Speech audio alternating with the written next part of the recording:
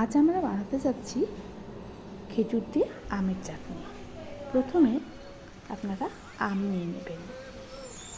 আমগুলোকে খুব পাতলা পাতলা করে কেটে নেবেন। তারপর খেজুর নিয়ে নেবেন।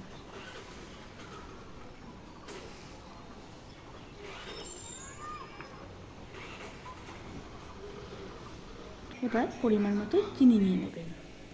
আর ফোড়নের জন্য শুকনো লঙ্কা ও সর্ষে নিয়ে নেবেন। একটা কড়াইতে সামান্য সাদা তেল নিয়ে ওর মধ্যে শুকনো লঙ্কা ও সর্ষে দিয়ে দেবেন।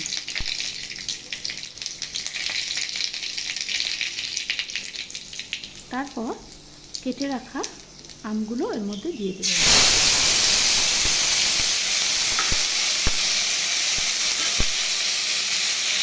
এবার নাড়াচাড়া করে নেবেন।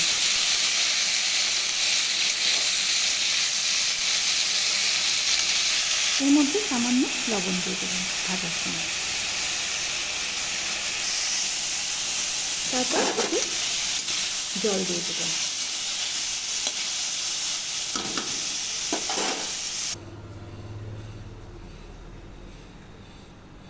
ফুটে উঠলে আমগুলো সেদ্ধ হয়ে গেলে এর মধ্যে চিনি দিয়ে দেবেন পরিমাণ মতো।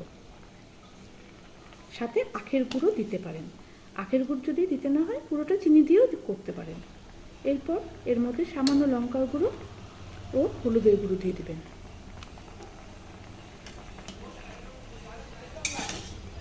তারপর নাড়াচাড়া করবেন। তারপর এর মধ্যে খেজুর দিয়ে দেবেন। খেজুরগুলোকে দিয়ে বেশিক্ষণ ফোটানোর দরকার নেই। তারপর লবণ দিয়ে দেবেন সামান্য। কিছুক্ষণ ঢাকতেও পারেন, নাও ঢাকতে পারেন।